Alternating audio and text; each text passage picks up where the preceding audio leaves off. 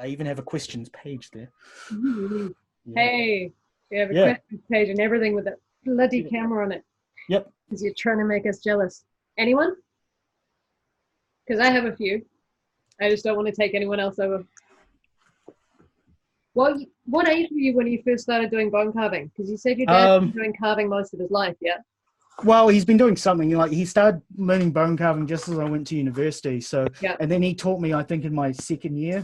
But it was a very kind of like initially he brought me a Dremel and then like a cheap Dremel. And Yeah. then I obviously couldn't do that in a flatting situation because of the Yeah. dust and the smell. But in the end, he would cut me shapes, and he basically got retrained by a local bone carver to go a bit slowly. So ended up just using cut files and sandbag that you'd place on your knee.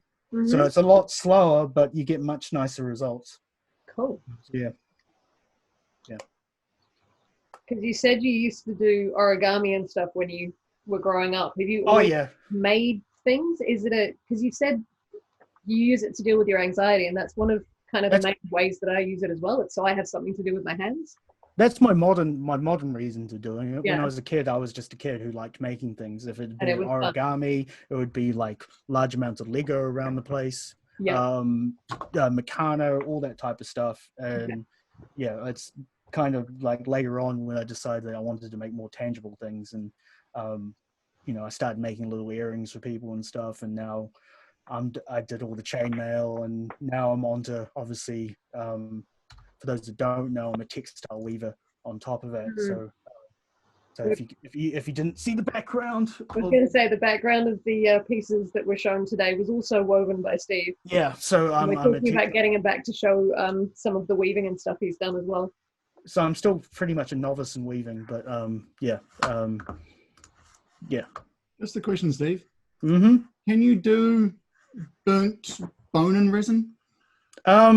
No idea. I've never been. Oh, I mean, I bone smells pretty offensive if you use power tools on the best of days. So I haven't really gone any far to try and burn it.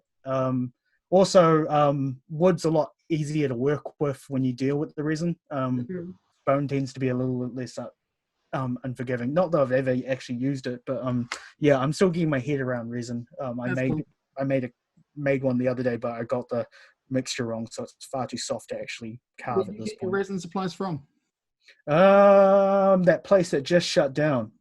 Yeah, the sculpture place. Yeah, they decided to shut down, ironically, just before the COVID stuff, so they were already shutting down. Where were they? They were based in Auckland. It wasn't Barnes, was it? Pardon? It wasn't Barnes, was it? No, it wasn't Barnes. No, it was somewhere else. I was just buying the basic clear cast kits, but yeah.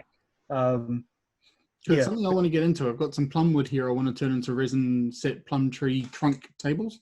Yeah, so I've just been using Remu floorboards and just snapping them and then just burning the living shit out of them with Caitlin's creme brulee torch. Nice. And then setting them in resin. Yeah.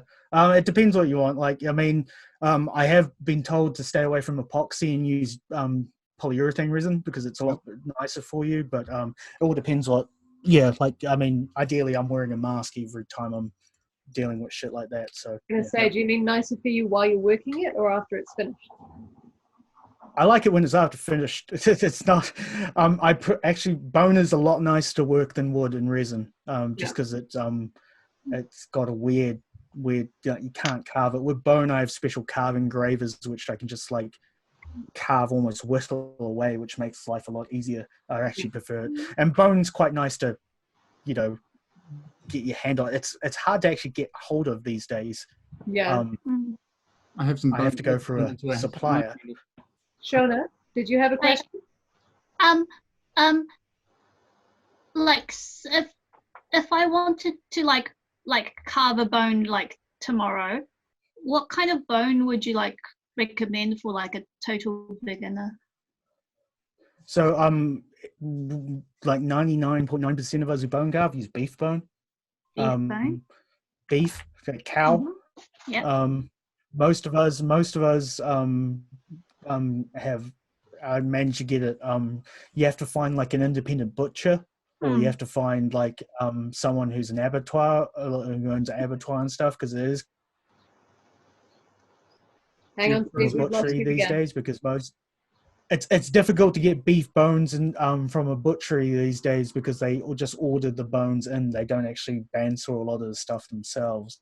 Right. So I have a relationship with someone that can get me the bones, so that makes life a little bit more difficult. And You then need a home you have killer, to don't you? treat them as well because, pardon?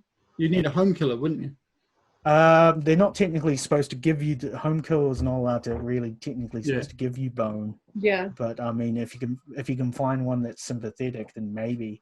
What treatment do Like you I have said, to do? I've What if you Pardon? owned the cow? Yeah, that. You know, Yeah. Shona lives on a farm, so they have. If they got a home killed beast, could you get the bone then? Yeah, you could say to them, can you give me the bone? Ideally, you want the knuckles cut off, Mm-hmm. and then Knuckles because cut you're off? using the leg bone or the shank bone, so the knuckles need to be cut off, and then you want the bone split. So you've got Split. it's got in two halves. Mhm. Mostly that cuts down on the fact that you're going to have to use like a bandsaw to do that type of work. I have a bandsaw at home, but I wouldn't be kind of doing that myself. It's too much effort. And then after that, you have to go through the process of simmering the bone. You never boil bone because that breaks down the calcium. You simmer it with a Simmer? mixture of Wait, like simmer you simmer it with a mixture of hydrogen peroxide and persil. with hydrogen. Shona, Yes. remember we're recording this, so you'll be able to watch it again, okay? Ah, thank you. Yeah. So hydrogen peroxide and persil, and then once that's done, well, before that you've got to take all the marrow out and all that kind of stuff, and then I just leave them outside for a couple of days if there's anything else. Ideally you want to cut off as much fat as possible, but it'll vary to how successful you do. And then once you're ready, then you can essentially do bone carving with essentially files, and you just need one little fret saw, just a little hand saw that you can cut out your Little shape. hand saw. So yeah, but it does saw. take a while. It's a very slow process. If you're not using electricity, that is. Yeah. Thank you. So if she decided to use a Dremel or a tool like that, would she need some kind of respirator? Yeah, I would suggest just wearing a mask of some sort, just because the Dremel will kick up a lot of fine dust particle all over the show. If you're using files, they tend to be bigger and they tend to be don't get kicked up as much. Yeah. If you have an extraction unit, I have my own extraction unit at home, which has a pipe underneath where I work, which is like a jeweler's V, and that's where I do a lot of my work. But once again, that gets to the too hard basket for a lot of people. It's nice to have, but not necessary. So if you have a nice mask, just use a mask. Or just do it outside. Because it does smell horrendous. I'm used to it, but most people aren't. Cool. And when I always think of teeth being drilled. It's not too bad. Yeah, no, we did a bit of bone carving at intermediate school, and that's what I remember the smell of the dentist drill being on the bone for. Yeah, it's I don't know. I'm quite partial to the smell now, but most people find it fairly hideous. Yeah. I got a question. Sure. Can you make the resin into a pendant like your bone carving? Yeah. At one point I was going to try that, but then I got distracted doing other things, as you tend to do. But yeah, essentially, if you were to create a blank and you got the resin pour correct, then you can treat resin like that. Though it would probably be easier to just cast the shape in resin rather than trying to carve it. So carve it in bone first, then create a silicon mold, and then just pour the resin directly into it would save you a hell of a lot more time. And you said that we have to be friends before you do anything for us. But even then, a very few of my friends gets my stuff. Okay, Steve, Blue tends to come to these things, and by the end of the monkey space, he's got a list of the stuff he wants to buy before the next one. So Blue can't always make it himself, so it's yeah. I would point out a lot of my stuff isn't for sale. It's not that type of situation, and follow him on Instagram, Blue. Yeah. And then if you make something that you particularly like, you can comment on it and see if it's up for sale. Yeah, and also if you really like it, then send it to Hannah and see if she can make it for you. Well, the problem is I need it made out of resin. Yeah, I'm pretty sure Owen and Hannah can figure that out. Oh no, I heard that. I heard there's this other guy. He's much better. Oh yeah, but like he actively. He's got all the tools and he's got this super respirator thing. He actively hates the world, so you know. He's got all the tools, but none of the time. Yeah, I've heard of this guy too, and you know. Yeah. He's not a nice person to deal with on the best of days. You're the way that I would honestly be if I had the choice, which is just sitting there and making stuff, but not having to worry about actually publicizing it or selling it or like that whole side of it. Obviously, I have the like a luxury of not having to. I can do this for fun, and this is a well documented discussion within craft groups. Is you know. Once you start making things, then you're expected to sell them. And I actively against that, saying if you're just making them for you making them, then you make them. You don't have to sell them. I get a lot of call from people saying, oh, you need to open up a web store and all this kind of stuff. And then I'm like, no, I'm good. Well, then in that case, I've got a fun job for you to make. There's a similar type of attitude with musicians as well. When I've talked about learning a musical instrument, people say, oh, so who are you going to play with? It's like, I just want to play for myself. And it's like, why would you want to do that? I don't think it's a healthy discussion for like craftsmen, because some people won't work well in a commercial environment, right?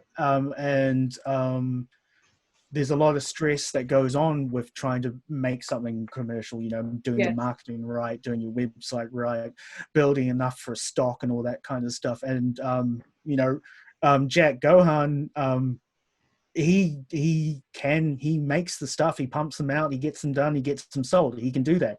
He knows very well I don't work in that situation. And every now and then he has managed to get me to do the odd commission, but like, he's had to bully me into it. I've been talking to you about getting some of the resin earrings to take to a show for a while. Yeah. So it's one of those things where I want to have your stuff on my stall because it's gorgeous and I like the idea of throwing you money so you can do what you love doing. Yeah. But and on the plus, getting the pieces to me is more stressful than you just being able to make them for yourself. It's not worth it. Yeah, and on the plus side, it's that weird thing. You know how people always go, oh, you should see this movie, and like whenever someone does that to me, I actively go, no. Yes. I don't want to see it now. It's the same type of thing. It's, oh, you should totally make this for someone. I'm like, no. I don't care. The more you tell me to do it, the less I'm going to do it. Yes. Yeah, it's that weird type of like kind of like punk rock sensibility that you're just going to rebel against the system. But no, as craftsmen these days, craftspeople, I should say, it doesn't like you can just do it for the sake of doing it. You don't have to commercialize it, and I think it's kind of detrimental that everyone thinks you have to commercialize it.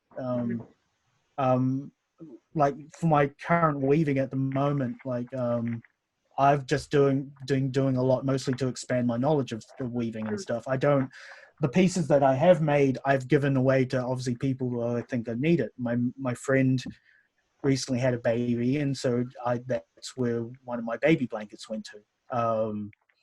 I did a draw online the other day, which is probably the most commercial thing I've ever done, where I suggested people nominate a nurse to me, and then I drew their names out of the hat, and one of them gets one of my scarves that I did. That's probably the most commercial thing I've ever done. Who ended up winning that one, babe? I really love that you did that. I think her name was Betty. She's random friend of a friend of a friend type of situation. And are you sending it out to her? Yeah. Once we get down to like level 2, then the post office should be a lot easier. So yeah. So I literally cut all the names up. I put them in a hat, and I got Caitlin to choose a name out of that to make sure it was done properly. But yeah. So for me, there are a lot of different reasons to make crafts and to make them. And it's one of the things that I've tried to kind of get across at the markets that I do and at the virtual get-togethers that we have and the in-person ones. It's not about it's not always about the quality of the work that you're doing, or whether it's as good as someone else's, or whether you know as much as anyone else. It's the fact that you're doing it makes you happy. Yeah, or like, does it as well as for anyone else? Yeah, well, I mean, I wouldn't be doing it if it didn't make me happy. And, you know, there's been many crafts I've left behind because I've gotten bored and done other things. And so, you know, I might come back to them later, but see, I found that with a bunch of crafts before I found chainmail, but I found that there's so many different ways of making it and so many differences that come up whenever you change materials or when you go from macro mail to micro mail. Like, there's always something new to kind of do with it. Yeah, and so it's the same. Like, you know, for me, I'm slightly different. I'll go on like a binge for 6 months doing chainmail, do another binge for weaving for 6 months, and then I'll go to photography again for 6 months, and I'll just back and forth, back and forth, back and forth, and so things change mostly because like I get really, really I get bored easily. That's just the nature of the thing. But you don't, and you can do things. The other thing I find is just doing it at your own pace. I mean, some people expect you to be hyper productive all the time. I know a lot of people who have expected me to be just making stuff left, right, and center during the lockdown. And to be honest, I was working so much during the lockdown. The last thing I wanted to do was kind of craft at the end of the day. So, you know, I've been playing Animal Crossing. And Assassin's Creed and stuff like that. So it's you know, you do it because you love it. Don't feel an obligation to have to do it. And you know, and the other thing is, don't have an obligation to sell it if you want to. If you don't want to, don't do it. It's a weird situation for some people to be in. And for those, and also it's, you know, support, you know, if we all went out and all started making chainmail and all selling it, then none of us could ever actually make a living out of it. So realizing first that there is a small craft industry in New Zealand, and you should support them as much as possible, and then building up your skills and learning a lot before you jump into the commercial side is, you know, because you don't want to burn any bridges or relationships as you go through it. So it's a difficult thing, but it's a tricky balance to strike, because I much prefer doing the making of the chainmail side of things to the running of the attempting to run the business side of things.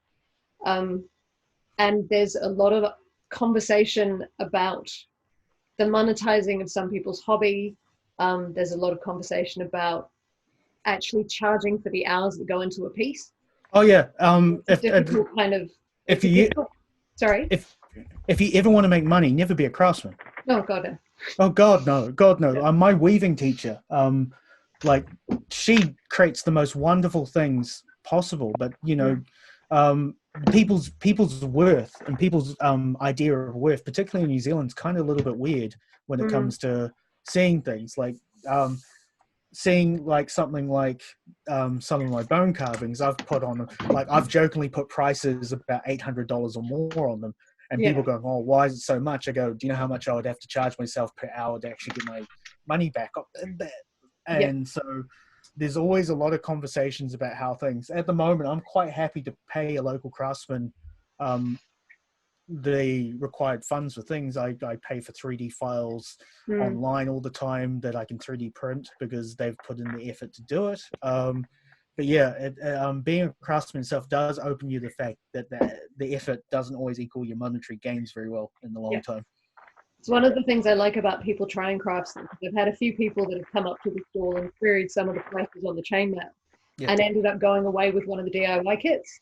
And they've come back after trying to make it and just gone, what is wrong with you? Yeah, well, exactly. How do you spend all your time doing this? But it's the same as, like, you know, looking at a really nice knitted sweater that someone's done. Yeah.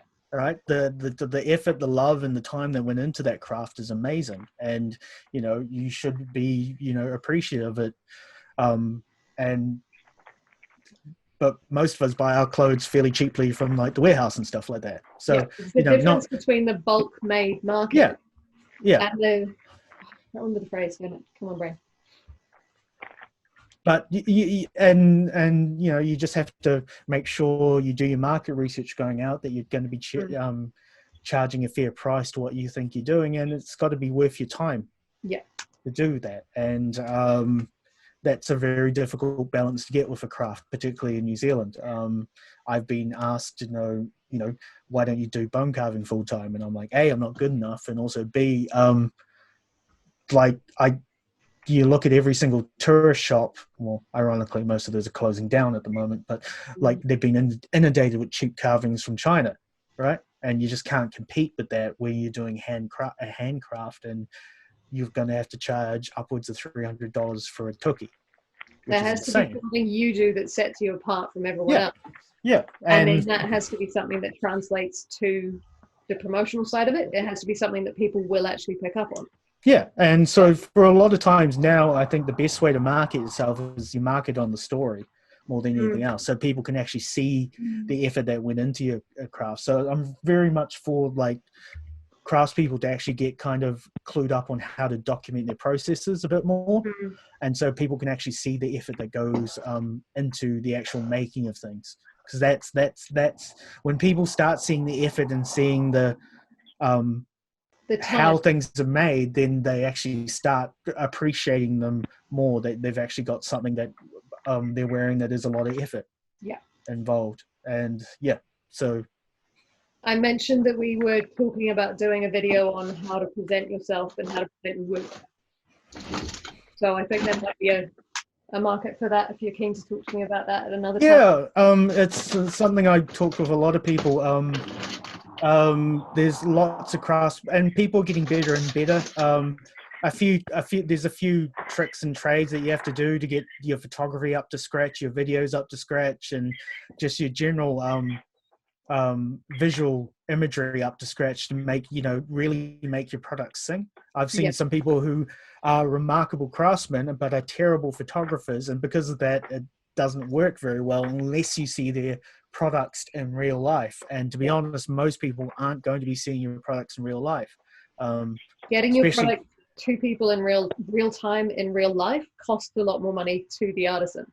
Yeah, and you get it to the market, or you have to get it out there in person, and that costs extra money. So, you also have the issue now that large gatherings like at the moment have been shut down, so that shuts down things like the craft fairs and stuff that have been a backbone for a lot of people. So there's going to be a huge shift to the online market for that. Any other questions? Anyone else? Thank you so much for tuning in, Steve. That's all right. I would be really keen to see some more of your work at some point when you have the time to do it. I know. Yeah, sorry I was a bit late, but we were having a family Zoom, and good.